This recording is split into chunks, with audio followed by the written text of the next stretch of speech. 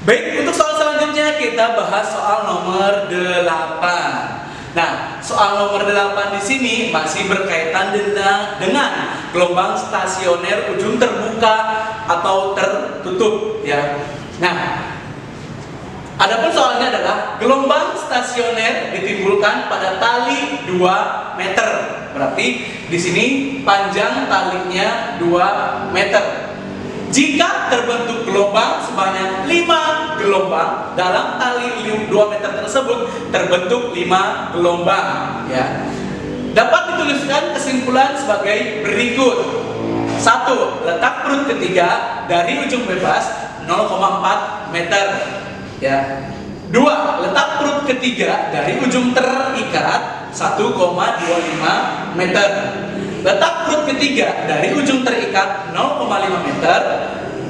4. Letak perut ketiga dari ujung bebas 0,6 meter. Ujung bebas maksudnya adalah ujung terbuka dan ujung terikat adalah ujung tertutup. Maksudnya di sini perbedaan antara terikat sama terbuka atau bebas sama terikat. Kalau bebas itu contohnya ketika kalian ada tali dipasangkan ke tembok atau ke tiang, kemudian kalian litarkan, ya, itu otomatis akan menimbulkan gelombang, ya, baik gelombang datang ataupun gelombang pantul, ataupun juga untuk yang ujung terikat, ya. Di sini contohnya ketika senar gitar, ya, ketika direntangkan gitar, otomatis itu akan menimbulkan gelombang. Untuk lebih jelasnya, kalian bisa tonton pembahasan video sebelumnya tentang gelombang stasioner, ujung terbuka dan ujung terikat. Baik, untuk selanjutnya, adapun pertanyaannya adalah kesimpulan yang sesuai adalah apakah 2 dan 4, 2 dan 3, 1 dan 4, 1 dan 3, atau 1 dan 2. Nah, seperti yang kemarin tadi udah dibilang di awal, ini berkaitan dengan pemantulan ujung terbuka dan ujung tertutup atau terikat, ya. Oke, di sini untuk pemantulan ujung terikat, ya.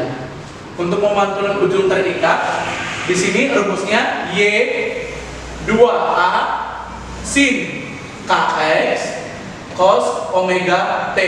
Sin cos. Ya. Sama pembahasannya dengan gelombang nomor 7 tadi, ya. Untuk pemantulan ujung terbuka atau bebas, di sini adalah Y2A cos KX sin omega T cos sin. Nah, adapun contoh dari gambar gelombang itu sendiri untuk ujung terikat di sini seperti ini. Ya. Ingat ujung terikat dari sini, ya. 1 gelombang, 2 gelombang, 3 gelombang, 4 gelombang. 1, 2, 3, 4. Ya. 1, 2, 3, 4. Di sini ada gelombang dan di sini kan gelombang pantul. Di sini gelombang pantul. Dan di sini, ya, yang titik-titik di sini menyerupai gelombang juga sampai sini. Ini namanya gelombang datang. Ya. Ketika suatu yang bergelombang otomatis ada pantul, ada datang, ada aksi, ada reaksi seperti itu. Ini letak perut, ini letak perut, letak perut, perut, perut, perut, perut, perut. Ini perut bawah, perut bawah, perut bawah, perut bawah, perut bawah, perut bawah, perut bawah, perut bawah. Dan di sini ini adalah simpul 1, simpul 2, simpul 3, simpul 4, simpul 5, simpul 6, simpul 7 dan simpul 8, ya. Kalau ada 4 gelombang berarti simpulnya ada 8, 2 kali lipatnya. Nah, untuk yang ujung terbuka atau bebas ini diikatkan dari atas. 1 gelombang, 2 gelombang, 3 gelombang, 4 gelombang, dan 4 gelombang aja. Berarti di sini gelombang pantulnya. Oke, ini ya.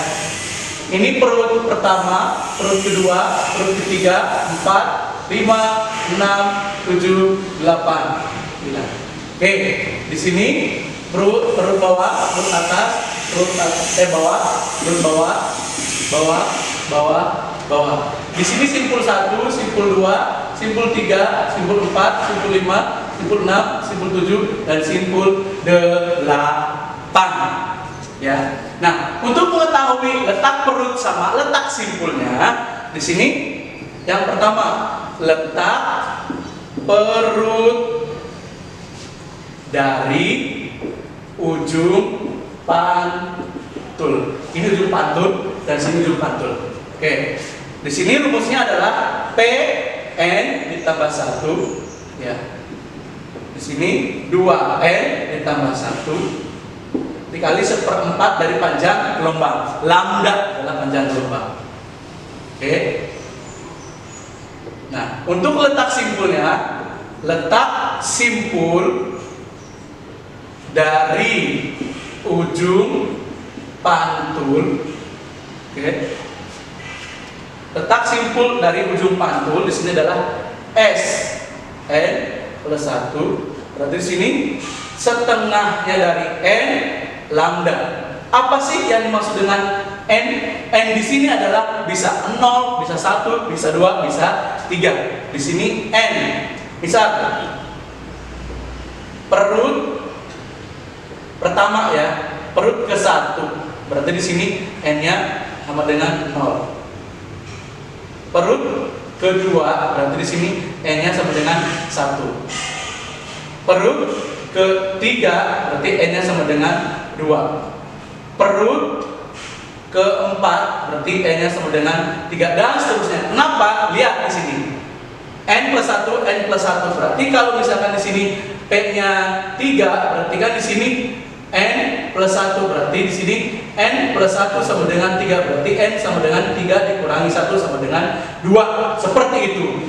Ya, kalau untuk yang perut pertama berarti 0, perut kedua 1, perut ketiga 2, perut keempat N-nya 3. Nah, di sini untuk N alfa lambda adalah panjang satu gelombang atau panjang gelombang. Nah, untuk pemantulan ujung terbuka atau bebas, untuk letak perutnya, letak perut dari ujung pantul. Letak perut dari ujung pantul berarti di sini P N ditambah 1. Kebalikannya ya, setengah N dikali lambda. Kalau letak perut pada ujung terikat 2N plus 1 1/4 lambda, tapi kalau untuk letak perut pada ujung bebas adalah rumus dari letak simpul pada ujung terikat, setengah N kali lambda. Dan di sini untuk letak simpul dari ujung pantul adalah S N plus 1, berarti 2N ditambah 1 dikali 1/4 lambda. Ini yang membedakan. Kalau ujung terikat, letak perutnya 2N plus 1 1/4 lambda. Kalau letak perut pada ujung terbuka, setengah N lambda. Kalau letak simpul pada ujung terikat, setengah N lambda. Kalau letak simpul pada ujung terbuka, 2N plus 1 1/4 lambda. Dan ini untuk mencari lambda atau panjang gelombangnya, tali 2 meter bentuk 5 gelombang. Ya, diketahui panjang total itu adalah 2 meter. Banyaknya gelombang itu adalah 5 gelombang. Jadi di sini ada 5 gelombang ya. 1, 2, 3, 4, 5. Panjangnya 2 meter. Banyaknya gelombang 5. Berarti panjang satu gelombangnya adalah panjang gelombang total dibagi banyaknya gelombang. Berarti panjang totalnya 2, banyak gelombangnya 5. 2 dibagi 5 0,4 meter. Berarti Satu gelombangnya 1, berarti di sini 0,4, 2 0,4, 3 0,4, 4 0,4, 5 0,4. 5 gelombang 0,4 0,4 0,4 sepanjang 2 meter. Berarti di sini udah tahu panjang gelombangnya adalah 0,4. Sekarang pertanyaannya adalah letak perut ketiga. Ujung bebas, ujung terikat. Sekarang kita cari tahu dulu nih. Oke, sini ya. Sekarang letak perut ketiga, ujung terikat dulu ya. Ujung terikat. Berarti letak perutnya ketiga. Berarti di sini P3. Ingat N-nya adalah 2. Berarti di sini 2 N ditambah 1/4 lambda. Berarti di sini 2 dikali 2 ditambah 1/4 dikali 0,4. Berarti di sini 2 kali 2 4 ditambah 1 dikali 1/4 dikali 0,4. Berarti di sini 4 tambah 1 5 dikali 1/4 dikali 0,4. Ini 5 dibagi 4 dikali 0,4 berarti 0,5 meter. Letak perut dari ujung terikat ya, dari ujung pantul pada ujung terikat itu 0,5 meter. Berarti 0,5 meter. Yang betul D. Yang betul nomor 3. Baik, untuk selanjutnya letak perut pada ujung bebas ya. Letak perut pada ujung bebas.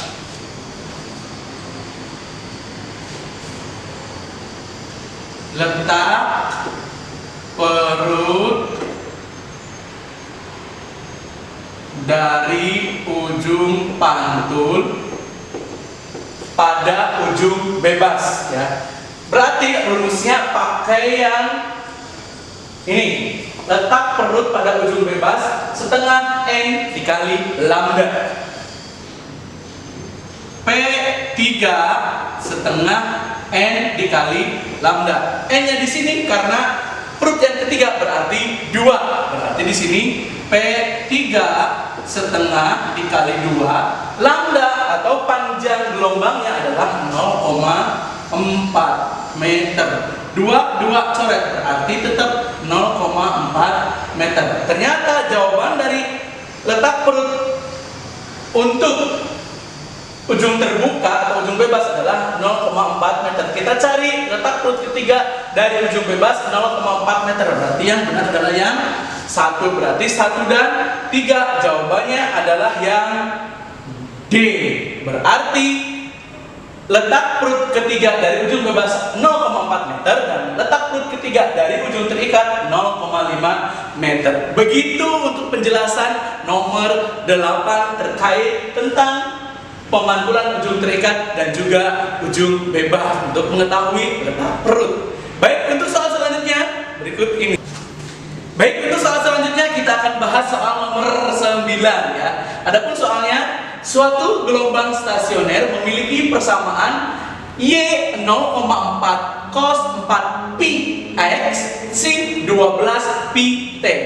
Cos sin berarti di sini ada kaitannya dengan pemantulan ujung terbuka atau bebas atau pemantulan ujung tertutup atau terikat. Jika X dan Y dalam meter dan T dalam sekon, jarak simpul terdekat terhadap ujung pantul pada gelombang adalah apakah A 12,5 cm, B 15,0 cm, C 17,5 cm, D 20,0 cm, E 25,0 cm. Nah, sekarang kita tulis Y 0,4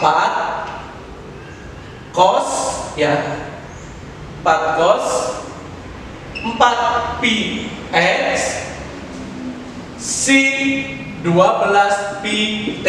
Berarti di sini kalau misalkan kita mau diubah ke persamaannya adalah Y 2A cos KX sin omega T. Cos sin berarti di sini ada kaitannya dengan pemantulan ujung bebas ya. Pemantulan ujung bebas. Pertanyaannya adalah jarak simpul terdekat. Terdekat berarti itu adalah simpul pertama. Kalau simpul pertama berarti n-nya adalah 0. Di mana rumusnya adalah S n plus 1 di sini 2n ditambah 1 dikali 1/4 dikali lambda ya.